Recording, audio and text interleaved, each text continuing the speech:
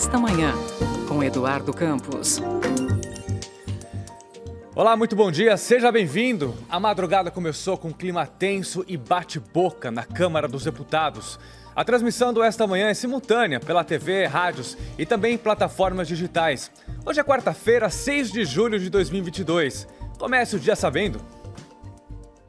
Deputados discutem em comissão na Câmara adia para quinta-feira a votação da PEC que amplia benefícios em ano eleitoral.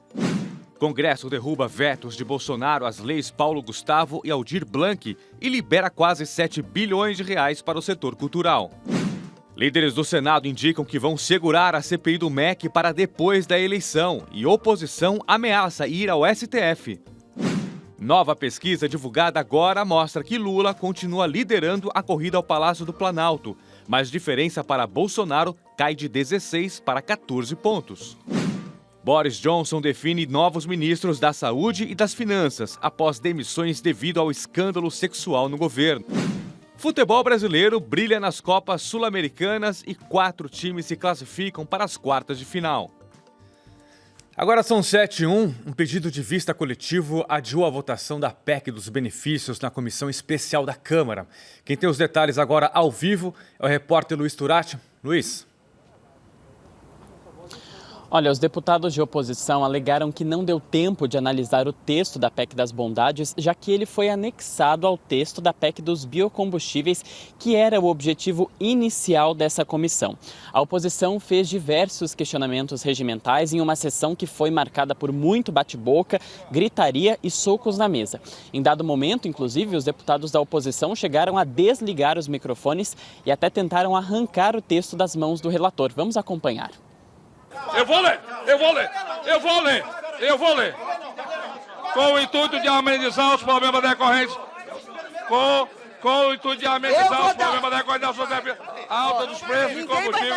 O Congresso Nacional aprovou a lei complementar número 18 de 2022, convertida na lei complementar 194, de 22 de julho de 2022, que possibilitou uma limitação à cobrança de impostos sobre operações de alternativas e sobre prestação de serviços e transporte interestadual. Bom, depois dessa confusão toda, os deputados da oposição alegaram ainda que os pedidos de vista foram feitos depois da meia-noite, portanto já nessa quarta-feira, e que, portanto, essa PEC só poderia ser votada na sexta. Mas o que acontece é que a deputada Celina Leão protocolou 2 desses pedidos antes da meia-noite, portanto, ainda na terça-feira, e é isso que os deputados da base governista vão usar para tentar garantir que essa PEC seja votada na comissão especial amanhã e depois siga para o plenário da Câmara. Edu. Agora, Luiz, a oposição quer que essa votação só ocorra em agosto, né? Exatamente. De acordo com informações do jornal O Globo, a oposição já tem um esquema feito para tentar adiar ainda mais essa votação, para que ela aconteça só depois do recesso parlamentar, que começa no dia 17 de julho e vai até o dia 1º de agosto. A ideia é usar um artigo das disposições constitucionais transitórias que permite o adiamento de uma determinada matéria por até 20 dias, se 1/5 dos deputados estiverem de acordo. Com isso, a PEC seria votada só em agosto e os benefícios previstos começariam a ser pagos apenas em setembro. De acordo com o colunista Lauro Jardim, o objetivo desse adiamento é enfraquecer possíveis ganhos do presidente Jair Bolsonaro com a ampliação e a criação de novos benefícios a 90 dias das eleições. Por outro lado, a coluna aponta que os deputados da base governista também se articulam para garantir que essa PEC seja votada já nessa semana e, para isso, eles pretendem usar um artigo da Constituição Federal. Edu. Tá certo, Luiz. Volta daqui a pouquinho com outras informações. Agora são 7h04. O Ministério Público pede que o Tribunal de Contas da União apure contrato da empresa Etesco com a Petrobras. A Etesco, que opera navios e atua na construção civil, foi alvo da Operação Lava Jato, acusada de pagar propina para fechar acordos milionários com a Petrobras durante o governo Lula e voltou a fazer negócios com a estatal na gestão Bolsonaro. Mas pelas regras anticorrupção da própria Petrobras, a Etesco estaria impedida de fazer esses novos contratos. A denúncia foi feita pelo site de notícia Poder 360. A Petrobras informou que o contrato com a Etesco seguiu as regras vigentes. E sobe para 132 o número de mortes provocadas pelas chuvas em Pernambuco. 36 cidades foram afetadas e mais de 9 mil pessoas tiveram que sair de casa. Entre os dias 27 e 28 de maio, o estado recebeu em 24 horas mais de 70% da chuva esperada para todo o mês. Cientistas do Brasil, Reino Unido, Holanda, França e Estados Unidos divulgaram um estudo que indica que as mudanças climáticas provocadas pelas ações humanas aumentaram a intensidade das chuvas que atingem o Nordeste do Brasil, principalmente Pernambuco. Segundo os pesquisadores, sem o aquecimento global, os eventos seriam bem menos intensos. E o Congresso acelera a indicação de emendas do relator conhecidas como orçamento secreto. Nas 2 últimas semanas, parlamentares indicaram mais de 6 bilhões de reais desse tipo de emenda. O valor é quase o dobro do encaminhado ao governo em maio. Até agora, já foram destinados mais de 12 bilhões de reais em emendas do relator. O suspeito de atentado que matou 7 pessoas nos Estados Unidos deve prestar depoimento hoje.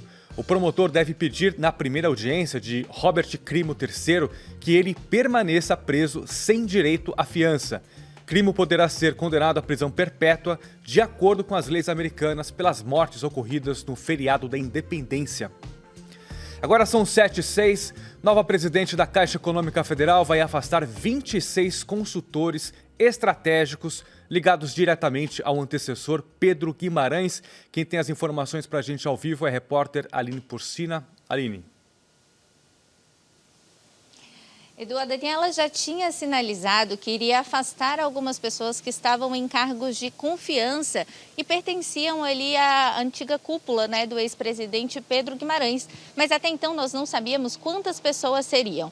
Agora a gente já tem esse número, serão 26 nomes afastados, mas até o momento somente 3 nomes substitutos foram apontados. São então de 3 consultores estratégicos, Edu.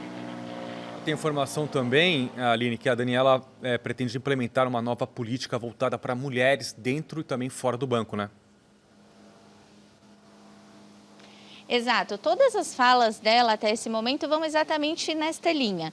No discurso de posse, nesta terça-feira, a Daniela exaltou a representatividade feminina. Ela trouxe dados sobre violência doméstica, falou sobre assédio, falou muito também sobre empreendedorismo feminino e disse que terá uma gestão alinhada às mulheres e que a Caixa vai sim acompanhar esse olhar diferente. Ela disse que a Caixa, mais do que ser de todos os brasileiros, será também mãe das causas das mulheres. Ela também falou que essa questão das mulheres o que aconteceu, né, com essas mulheres na Caixa, essas denúncias, na verdade é uma crise que será transformada em uma grande oportunidade para promover o tema.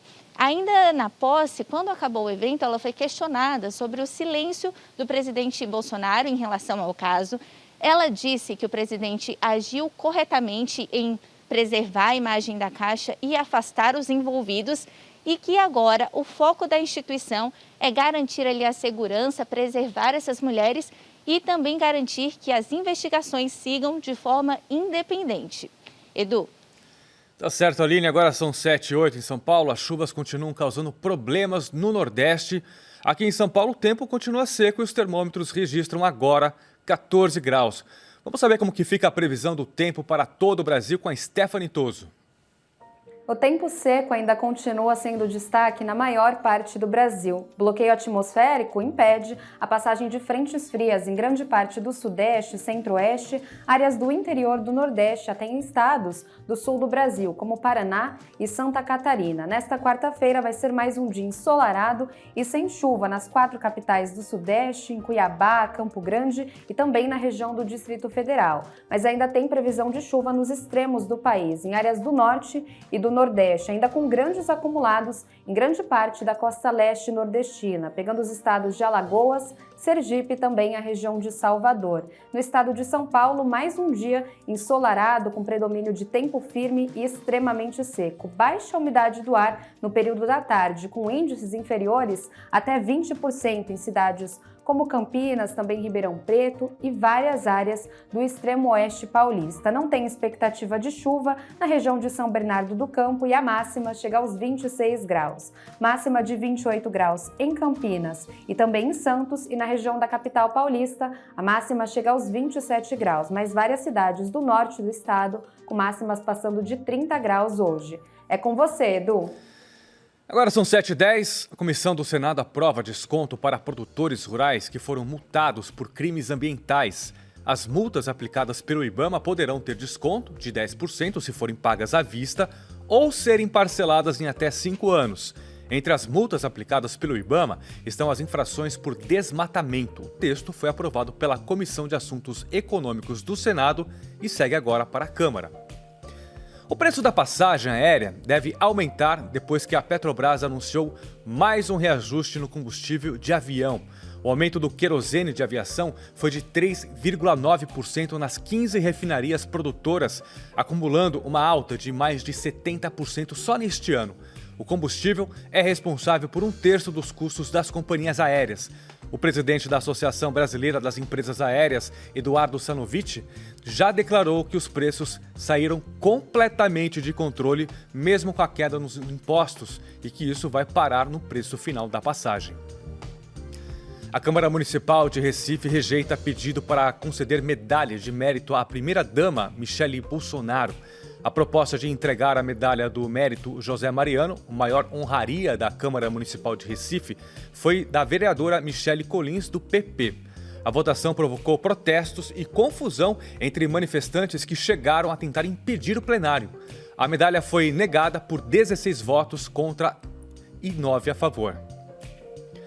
O líder da oposição da Venezuela convoca manifestações contra o governo de Nicolás Maduro. Líder opositor venezuelano Juan Guaidó convocou nesta terça-feira os cidadãos de seu país a lutar para alcançar a segunda independência, em declarações por ocasião do aniversário da emancipação da nação carimbenha, isso no dia 5 de julho de 1811.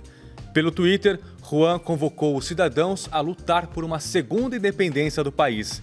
Dia 5 de julho é comemorada a independência de 1811, que tornou independente do domínio da coroa espanhola. O ex-deputado afirmou que os antichavistas não descansarão até restaurar a democracia contra a ditadura dos chavistas. Agora são 7h12. O Congresso derruba vetos às leis Aldir Blanc e Paulo Gustavo e libera bilhões em repasses para estados e municípios aplicarem no setor cultural. Quem está de volta com a gente é o repórter Luiz Turati, que tem as informações. Luiz. Olha, essas decisões foram tomadas depois de longas tratativas entre os parlamentares de oposição e o governo federal para derrubar de fato esses vetos. No total, serão 7 bilhões de reais investidos no setor cultural. Desses, 3 bilhões virão através da lei Aldir Blanc, que já teve uma primeira versão em maio do ano passado. Já os outros 4 bilhões ficam para a lei Paulo Gustavo, que tem como objetivo ajudar na recuperação do setor cultural no pós-pandemia. Do total desses 4 bilhões, quase 3 serão investidos exclusivamente no setor de audiovisual. Essas duas leis foram aprovadas em março desse ano, mas receberam vetos do presidente Jair Bolsonaro. O presidente alegou que elas contrariavam o interesse público e não previam compensação financeira, Edu. Aliás, nem todos os vetos foram derrubados, né, Luiz? Não, esses 2 vetos a essas leis do setor cultural foram derrubados durante votações que analisaram no total 27 vetos presidenciais, dos quais 14 caíram e 13 permaneceram. Entre os que ficaram estão trechos de uma lei federal que poderia inviabilizar as decisões tomadas pelo Supremo Tribunal Federal no plenário virtual, que hoje é responsável por 90% dos julgamentos feitos pelo STF. Além disso, os parlamentares também mantiveram vetos a matérias como a quebra da patente de vacinas, a instituição da Política Nacional de Dados e Informações sobre a Violência contra a Mulher e a criação de regras para o funcionamento de hidrelétricas e subsidiárias ligadas à Eletrobras. Edu. Tá certo, Luiz. Agora são 7h14. Vamos falar de esporte. Corinthians volta às quartas de final da Libertadores após 10 anos e do jeito que se tornou marca registrada, com muito sofrimento. Com muitos desfalques, o time conseguiu segurar empate sem gols com um Boca no La Bombonera e conseguiu a classificação na disputa por pênaltis. O experiente zagueiro Gil converteu a cobrança decisiva e partiu para a festa com Cássio, que defendeu 2 pênaltis e foi também determinante na heróica classificação corintiana. No Paraguai, o Atlético Paranaense confirmou vaga na próxima fase da Libertadores, com empate de 1-1 com o Libertad. Em Belo Horizonte, Hulk fez de pênalti e o Atlético Mineiro venceu o Emelec por 1-0, também se classificando para as quartas de final. Hoje o futebol brasileiro tem tudo para confirmar mais 2 times nas quartas. Flamengo e Palmeiras venceram os jogos de ida fora de casa e hoje recebem, respectivamente, Tolima da Colômbia e Cerro Porteño do Paraguai.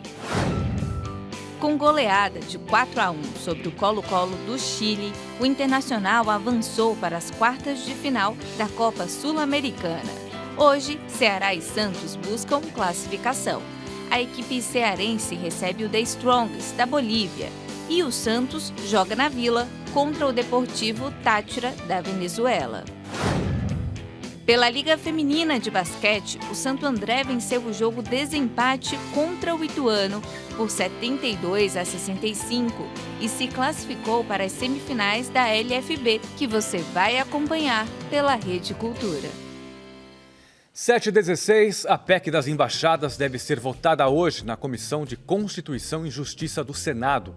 A proposta de emenda constitucional elimina a obrigação de parlamentares renunciarem ao mandato caso assumam cargos diplomáticos no exterior. A exigência dessa renúncia existe há 85 anos e 185 cargos de embaixador estariam em barganha política entre o Palácio do Planalto e o Congresso. O ministro das Relações Exteriores, Carlos França, foi cobrado publicamente por não defender a diplomacia perante o Senado. Facebook é multado em 10 milhões de reais após ignorar tráfico ilegal de animais. A multa foi aplicada pelo IBAMA. Segundo o auto de infração, traficantes usaram a rede social para vender mais de 2.000 espécimes de fauna silvestre nativa sem a devida licença. De acordo com a reportagem no portal Metrópolis, o IBAMA manteve várias conversas com representantes da rede mantida por Mark Zuckerberg, sem que houvesse solução do problema. Almoçar fora de casa durante a pandemia ficou 17% mais caro para o trabalhador brasileiro. O cálculo foi feito em uma pesquisa da Associação Brasileira das Empresas de Benefícios ao Trabalhador. Uma refeição completa com comida, bebida, sobremesa e café custou em média mais de R$ 40 de fevereiro a abril deste ano. Antes da pandemia, a mesma comida custava R$ 34. Além do aumento dos alimentos, o reajuste nas contas de luz e aluguéis também influenciaram nessa alta. Vários restaurantes populares fecharam durante a pandemia. Autoridades ucranianas pedem que civis abandonem de forma urgente a região do Donbas, no leste do país. Exército russo tem mantido intensos bombardeios nos últimos dias. O governo ucraniano acusa a Rússia de atacar de forma premeditada locais onde se concentram civis. Em Moscou, o Ministério da Defesa informou que as forças russas atacaram a cidade de Kharkiv com armas de alta precisão e só teriam provocado a morte de soldados ucranianos. Agora são 7h18. A pesquisa Genial Quest, divulgada agora pela manhã, mostra uma redução na diferença entre Lula e Bolsonaro na corrida presidencial de 16 para 14 pontos. A pesquisa Genial Quest, no comparativo, mostra que Lula tem 45% das intenções de voto no primeiro turno, um ponto a menos que em junho. Bolsonaro ganhou 1 ponto e chega a 31% das intenções de voto. Os outros candidatos somam 12% dos votos, brancos e nulos, 6% e indecisos, 6%. Ciro Gomes caiu de 7% para 6%. Simone Tebet manteve 2% nas 2 últimas pesquisas. André Janones também está com 2%. Pablo Marçal está com 1%. Os demais candidatos, Luciano Bivar, Vera Lúcia, Emael, Sofia Manzano, Felipe Dávila e Leonardo Péricles, não pontuaram. Na pesquisa espontânea, sem a lista de candidatos, Lula tem 31% e Bolsonaro 24%.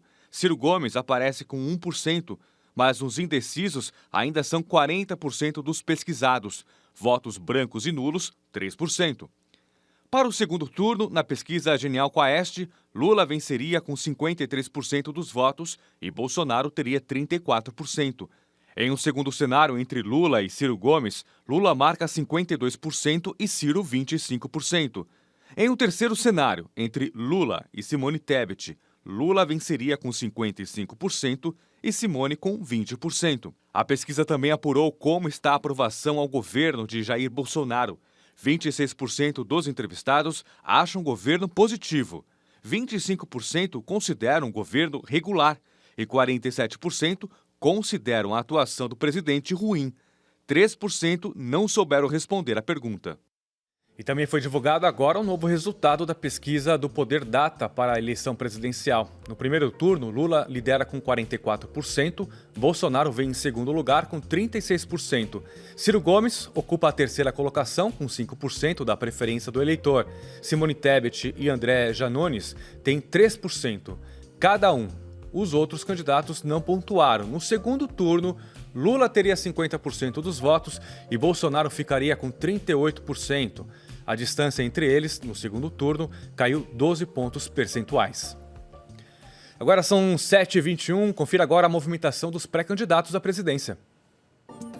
Jair Bolsonaro volta a criticar o Tribunal Superior Eleitoral. Podemos confiar no sistema? Se o mundo todo, ninguém aceita o que nós temos aqui, a não ser Bangladesh e Butão? Que democracia é essa? Quem quer botar no poder? Suspeitar? Eu suspeito. Falaram que suspeitar vai ter registro caçado. Eu suspeito. A fala ocorreu durante a cerimônia de posse da nova presidente da Caixa. Hoje, Bolsonaro tem apenas compromissos no Palácio do Planalto. Lula e Alckmin foram ao velório do arcebispo emérito de São Paulo, Dom Cláudio Umes. A visita causou constrangimento, com a família de Dom Umes deixando o recinto assim que o petista chegou. O político e o clérigo tiveram desentendimento na década de 1990, quando era bispo em Santo André. Hoje, o petista começa a cumprir programação de campanha no Rio de Janeiro. Ciro Gomes vai ser homologado como candidato do PDT às eleições presidenciais no dia 23 de julho, na Convenção Nacional do Partido. Até lá, Ciro vai definir o nome do vice, que também deve ser do PDT. Durante live em seu canal no YouTube, fez críticas severas à PEC dos benefícios, que classificou como fraude eleitoral. Simone Tebet, pré-candidata do MDB, usou o perfil no Twitter para criticar a posição do presidente do Senado, Rodrigo Pacheco, que só vai instalar a CPI do MEC depois das eleições. Ela classificou de lamentável recursos da pasta sendo distribuídos de acordo com interesses políticos, enquanto falta verba para merenda e investimentos na qualificação de professores e modernização das escolas. Muito bem, agora são 7h23. A Advocacia Geral da União diz que não há interferência de Bolsonaro em investigação da Polícia Federal, do MEC, e pede que o STF suspenda a decisão do ministro Alexandre de Moraes. Quem está de volta com a gente é o repórter Luiz Turati, que tem as informações. Luiz.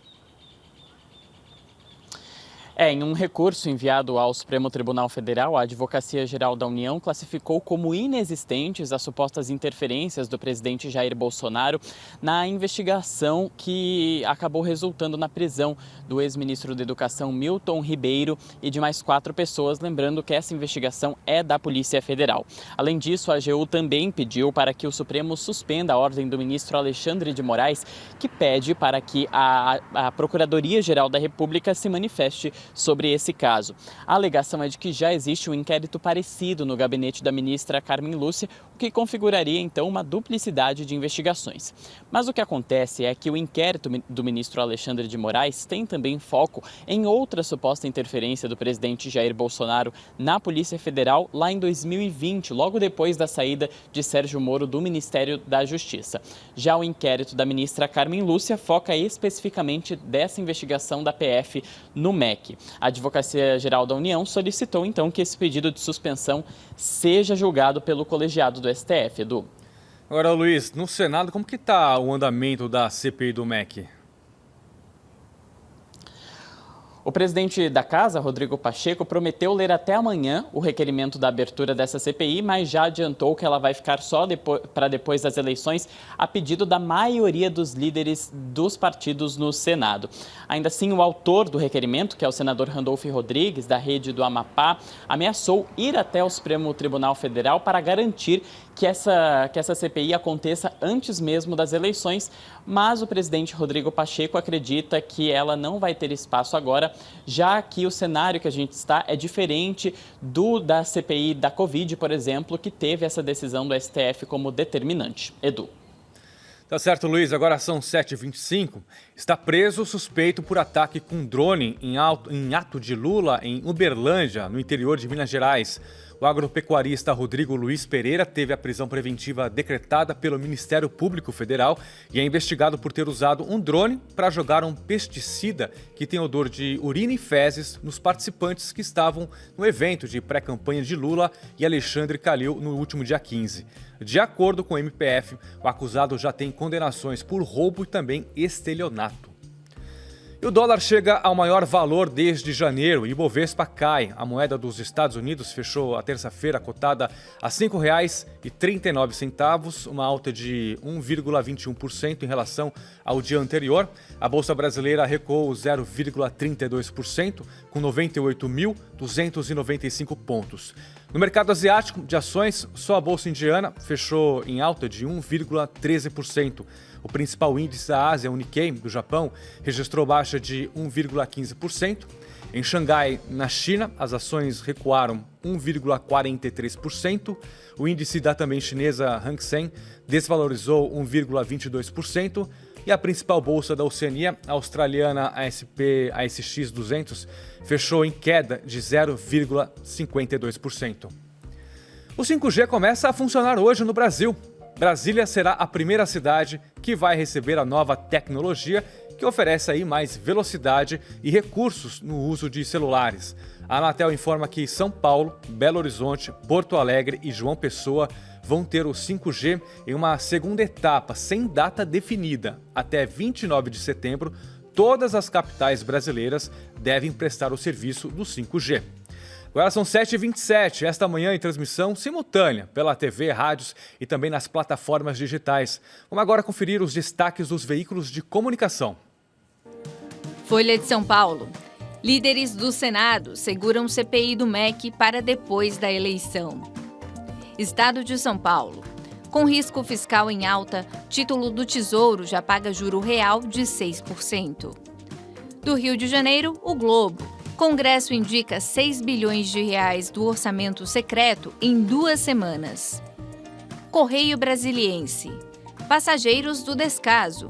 Matéria especial sobre os problemas do transporte público no Distrito Federal. De Porto Alegre, 0 hora. Pressionado pelo Planalto, relator desiste de mudar PEC dos benefícios. Portal UOL. Caso Ribeiro. Bolsonaro pede que STF anule decisão sobre interferência. Poder 360. Lula tem 44% contra 36% de Bolsonaro no primeiro turno, diz Poder Data. Metrópolis. Exclusivo. Facebook é multado em 10 milhões de reais após ignorar tráfico ilegal de animais na rede.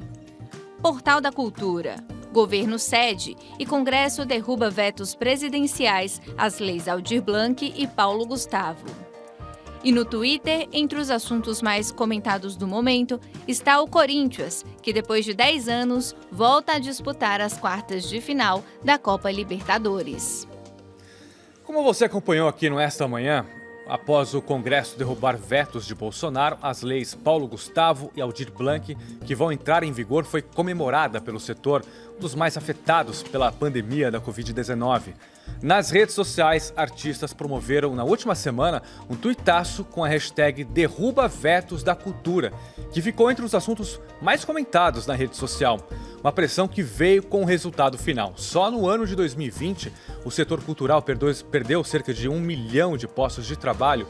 Hoje, a área da cultura é responsável por 4% do PIB nacional.